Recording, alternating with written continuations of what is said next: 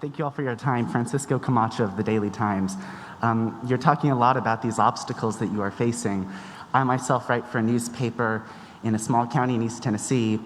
I mean, around 70% of the county voted for Trump, voted for an agenda that claims that climate change is a hoax. So what would you all say to that part of America that still either doesn't believe in climate change or doesn't believe it's so much of a threat? And what would you want to see out of those local governments, out of those counties, and out of those cities to help address the problem? If I may just say, the most eloquent argument about climate change is the vicious storms that many of these people have suffered. The wildfires that are existing in the West, the storms in the South and the East Coast as well. The droughts that people are feeling in the country.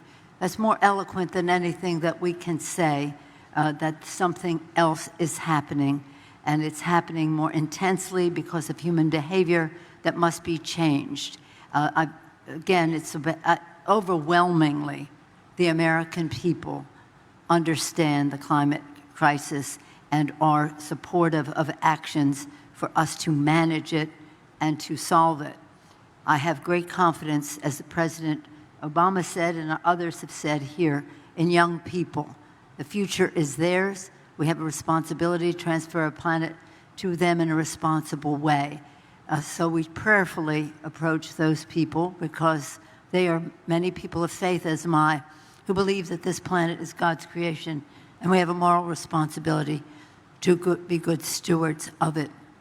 But as I say, those storms hitting home are such an important message. And Central Tennessee saw it vividly in terms of unprecedented storms, people dying. I mentioned what happened in we've all seen it, but Central Tennessee, I think, was Exhibit A.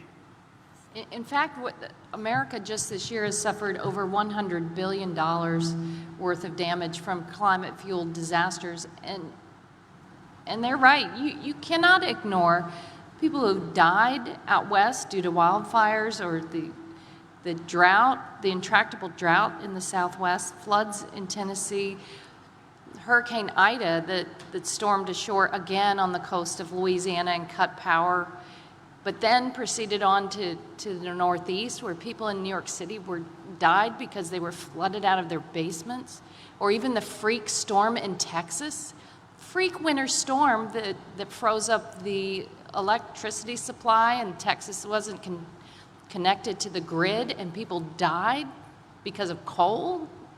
Weird in Texas because the grid wasn't resilient. But here's what we do know.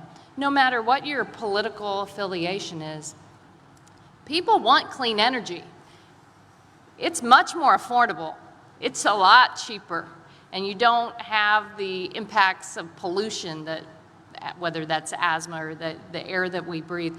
People want clean energy across America and across the globe, and that's what our historic package, Build Back Better, and the Infrastructure and Jobs Act is going to provide. We're going to deliver. When people suffer these losses in storms, we have moments of silence. We will not be silent on this issue. The narrative across America is one about saving the planet for the good health of our children, clean air, clean water, about good paying green tech jobs to make us preeminent in the world and in our communities, to have work, as Mr. Espelette talks about all the time, workforce development. It's about our national security. Conflicts caused by drought and other natural disasters create competition for resources and for habitat, and again, a national security issue to end conflict, and it is also a moral issue to pass the planet on to future generations. But I have great confidence that younger people, even grade school kids, understand this better than some members of Congress. We'll learn.